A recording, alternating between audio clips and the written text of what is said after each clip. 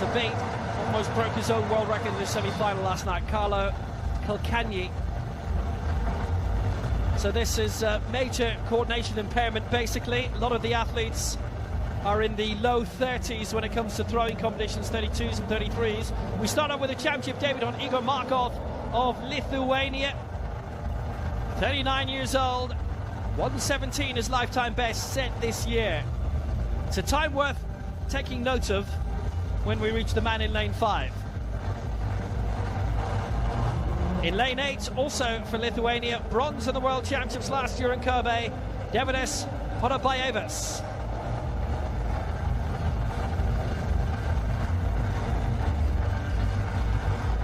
It's a young man's game as well. In lane 7 for Brazil, a championship debut for 17-year-old João Matos.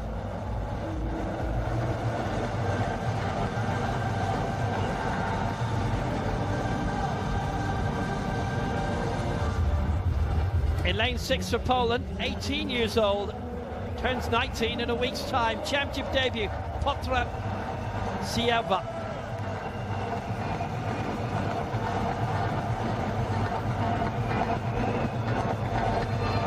Alongside him in lane 5, the reigning world champion, holds the world record in the 100 and the 400. His world record, 59.43, set in Paris for the Grand Prix in June. Came within 400s of breaking it yesterday, Carlo Kilcanyi for Italy. In lane 4 for Poland, a championship debut for the man from Action Zamość, the club. It's Wojciech Kukielka. And in lane 3 from Västerås in Sweden, 8th in the 100 meters final at the Worlds in Paris 2 years ago. He's the Swedish champion, Axel Kolling. So it's the first time we've had a frame running race as long as this in a World Para Athletics Championships. They had their own circuit for very many years, being in Scandinavia and Scotland as well. So underway, first time, Kolling in 3, Kukielka 4, Kilcanyi in 5, Siewa in 6, Matos 7, Podobaevas in 8, and Markov in 9. Kilcanyi won his semi-final massively. The other semi-final winner, by the way, Finlay Menzies, who is a Scot of Britain. He was disqualified quite a bit after that race, in which there were 3 who did not make it. But Kilcanyi is maker on his own, and Matos alongside, and Kilcanyi gliding right now, approaching halfway, and he's got 2 things in his mind. One is the gold medal, but the other is to break that world record of his, 59.43. Matos behind, and the rest battling for bronze very, very far back. Carlo Kilcanyi coming into the closing straight, and he's on the way to victory here, and it's him against the clock, trying to break 59.43. He's going to be the world champion again. Kilcanyi coming through, it'll be close, very close, 59.89.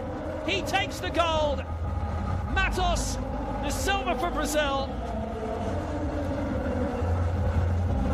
And coming through in 3rd spot, finally it's Siewa for Poland, leads the rest through.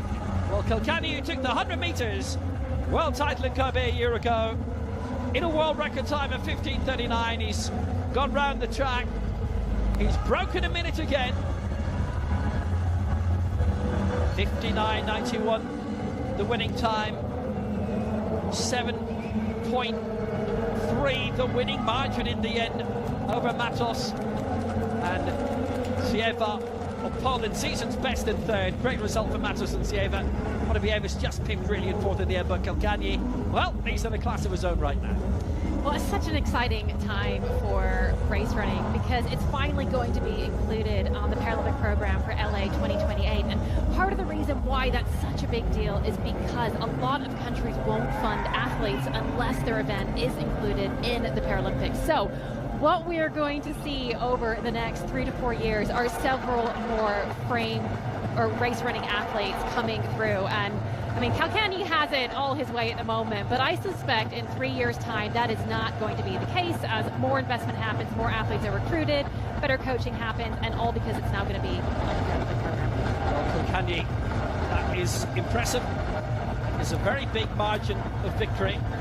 As we say, this is a coordination impairment event. It's not in the 30s, it's in the 70s. It's a new event. I had to find new numbers to put these fine athletes in. They're the only examples I can think of dual number athletes, because some of them, when they're throwing, they are 32, 33. And Kilkenny, well, he had the balance in the speed. And just look here. Look at how wide that frame is. I mean, we spoke about some of the disqualifications in the other races.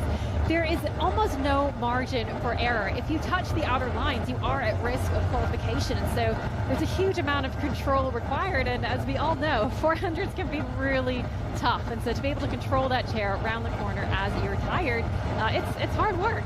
There's always someone with a flag waiting. And Kilkenny has his glory.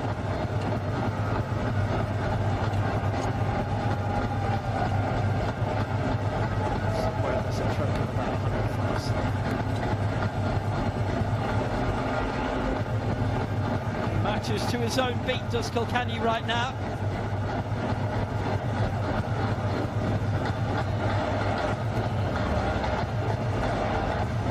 It's a winner. It's as decisive a victory.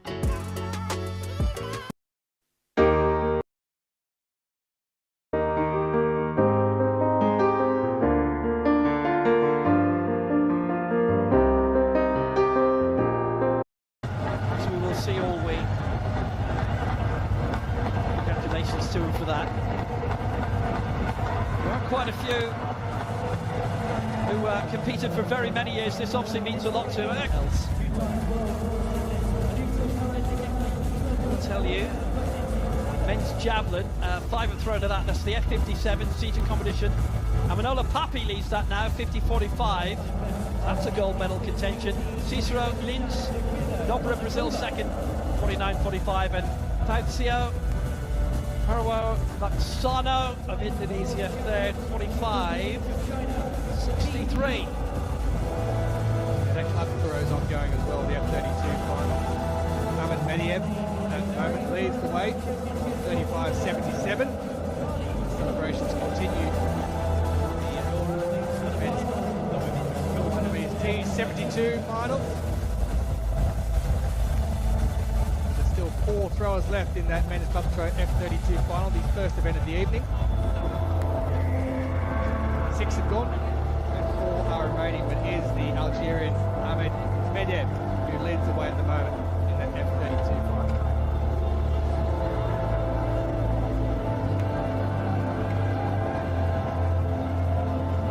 It's almost Implanter-style dominance, and this time he didn't break them.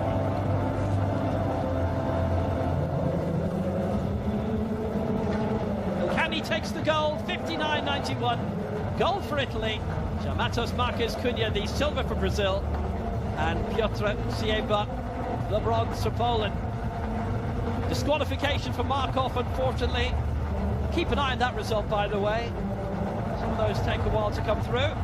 Axel Colling will be promoted to 6th, but for the moment, it's winner all right.